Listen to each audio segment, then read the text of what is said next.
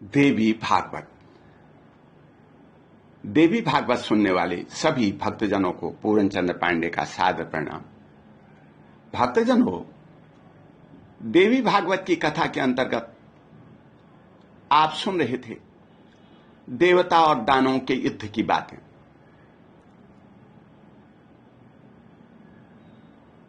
महिषासुर देवी को अपनी पटरानी बनाना चाहता था। उसने अपने दूत को देवी के पास भेजा। जब वह देवी को मनाने में कामयाब नहीं हुए तो अपने मंत्रियों को भेजा। एक एक करे मंत्री आए, सबने बातें की। सबने देवी के सामने बड़ी नम्रता से, प्रेम से बातें की। वह जैसे तैसे समझा बुझाकर देवी को महिषासुर के पक्ष में लाना चाहते थे। वह दानवराज देवी की सुंदरता के बारे में सुनकर कामांध हो चुका था। मंत्री भी दानवराज की मनसा समझ करके देवी के सामने अनुनय विनय कर रहे थे। बड़े बड़े सपने दिखाकर महिषासुर के बल और पराक्रम की प्रशंसा की गई। जैसे भी हो, वह देवी को स्त्री के रूप में महिषासुर को समर्पित करना चाहते थे।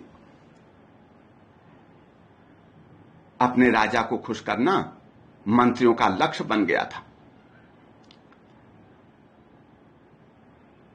मंत्री की बात सुनकर के देवी गंभीर वाणी में उससे कहने लगी, मंत्रीवर, तुझे समझ लेना चाहिए, मैं देवताओं की जननी हूं।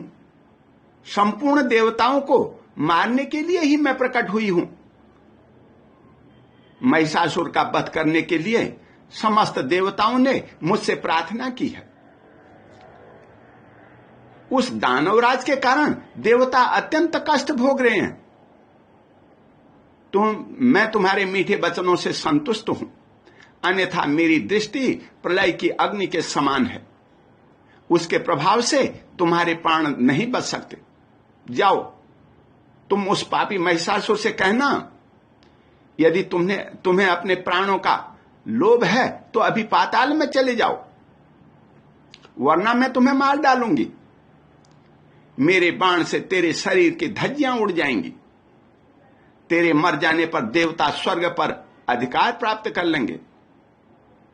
हे असुर, तेरे मन में युद्ध करने की इच्छा हो तो अभी अपने संपूर्ण महाबली वीरों के साथ यहां चला। मैं तुझे मारने के लिए तैयार हूं। अरे मूर्ख, तेरे जैसे असंख्य दानवों का प्रत्येक युग में मैंने वध किया है। तुझे ब्रह्मा जी ने वरदान दिया है, स्त्री के हाथों ही मारा जाएगा। स्त्री का रूप धारण करके तुझ अपराधी को मारने के विचार से मैं यहां प्रकट हुई हूं। जीने की इच्छा है तो अभी पाताल में, जहां सांपों का साम्राज्य है, स्वेच्छापूर्वक चला जा। महिषासुर का वो प्रधानमंत्री बलवान भी था और बुद्धिमान भी। प्रेम पूर्वक उसने देवी से कहा, तुम अकेली स्त्री हो, अभी जवानी के प्रथम सोपान पर तुम्हारा प्रवेश हुआ है। तुम्हारे सभी अंग कोमल हैं। महिषासुर के शरीर की आकृति बड़ी विशाल है। उसके पास विशाल सेना, बहुत संपत्ति, भांति भांति के आयुध, किसी प्रकार की कोई कमी नहीं है। तुम तो मालती के पुष्प की तरह कोमल हो। वो विशाल हाथी के समान बलवान है। संग्राम में तुम्हारा अंत हो जाए, इसके लिए उन्हें कुछ भी प्रयास नहीं करना पड़ेगा।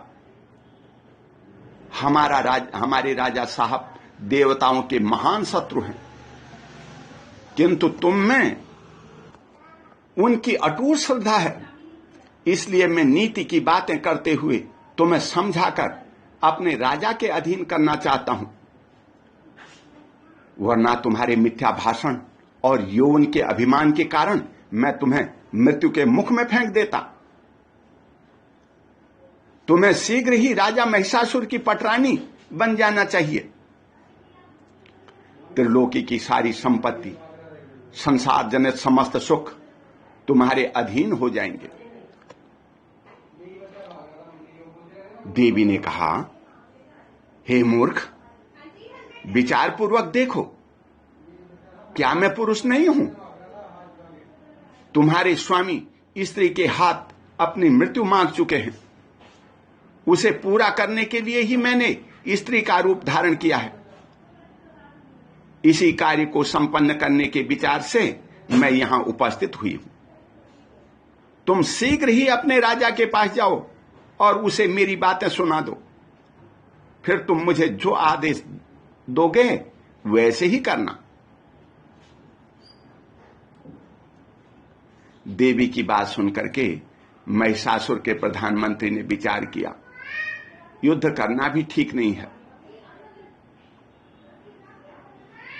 मुझे युद्ध करना चाहिए या महाराज के पास लौट चलना चाहिए। वो सोचने लगा, मेरे महाराज महिषासुर अवश्य कामातुर हो रहे हैं। उन्होंने इस स्त्री के साथ विवाह करने के उद्देश्य से मुझे यहां भेजा है, परंतु इस स्त्री के साथ युद्ध करना मेरे लिए अनुचित है, क्योंकि हार और जीत दोनों ही परिस्थितियों में महाराज का अप्रिय होने की संभावना है। यही मेरे लिए हितकर होगा कि देवी की कही हुई बातें मैं अपने महाराज को सुना दूं, फिर उनको जो रुचे वही करें। बुद्धिमान महामंत्री राजा महिषासुर के पास लौट आया। उसने एक एक करके सभी बातें महिषासुर को बता दी। मंत्री की बात सुनकर के अभिमान में चूर रहने वाले महिषासुर ने अपने बूढ़े मंत्रियों को बुलाया और उनसे मंत्रणा की। राजा महिषासुर के ऐसे वचन सुनकर महाबली विरूपाक्ष बोला, हे राजन, यह एक साधारण स्त्री है। अभिमान से भरी होने के कारण उसके मुंह से ऐसे वचन निकल रहे हैं। केवल डराने के लिए ही इसकी ऐसी बातें हैं। स्त्रियां बड़ा चढ़ाकर बहुत सी बातें बका करती हैं ताकि युद्ध में किसी प्रकार परास्त न हो सके। आप त्रिलोकी पर विजय प्राप्त कर चुके हैं। साधारण स्त्री से भयभीत होना उत्तम नहीं है। आप मेरा बल देखिए। सर्वमय रस्सियों से बांधकर उसे आपके पास ले आऊंगा, फिर तो वह सदा आपके अधीन होकर रहेगी। विरूपाक्ष की बात सुनकर के दुर्धर्ष ने भी उसके वचन का अनुमोदन किया। ताम्र, वास्कल और दुर्मुख भी युद्ध के लिए तैयार हो गए। अपनी विशाल सेना को लेकर ये देवी के पास गए और युद्ध करने लगे। एक एक कर मां भगवती जगदंबिका ने उन्हें मार डाला। इन सब के मारे जाने पर महाबली महिषासुर अत्यंत क्रोधित होकर के युद्ध के लिए तैयार हो गया। उसने अपने सारथी को बुलाकर कहा, मेरा प्रकाशमान अद्भुत रथ अभी मेरे सामने उपस्थित करो। आज्ञा पाते ही सारथी रथ ले आए। जब वह रथ में बैठा तो उसने सोचा, मैं भैंसे के रूप में हूं, मेरा मुख अत्यंत कुरूप है, मेरे मस्तक पर सींग हैं। इस रूप को देखकर देवी अवश्य ही उदास हो जाएगी। स्त्रियों को प्रसन्न करने के लिए सुंदर रूप और चतुरता परम आवश्यक है। अतएव आकर्षक रूप और चतुरता से संपन्न होकर मैं उस युवती के सामने जाऊंगा, जिससे मुझे देखते ही उसके हृदय में प्रेम का उदय हो जाएगा। मन में ऐसा विचार कर महाबली दानवराज ने भैंसे का रूप त्याग करके सुंदर पुरुष की आकृति धारण कर ली। उसके हाथों में संपूर्ण आयुध सुशोभित थे। वह उत्तम अलंकारों से अलंकृत था। जान पड़ता था मानो कोई दूसरा कामदेव ही हो। हाथ में धनुष बाण लेकर के वह रथ पर बैठ गया। अभिमान में चूर होकर सेना सहित वह भगवती जगदंबिका के पास पहुंचा। देवी ने देखा दैत्यराज महिषासुर निकट आ गया है और बहुत से वीर उसके साथ आ रहे हैं।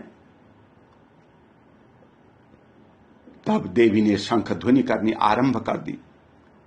उस ध्वनि को सुनकर महिषासुर देवी के पास आ गया और हंसता हुआ बोला, हे देवी, यह जगत परिवर्तनशील है।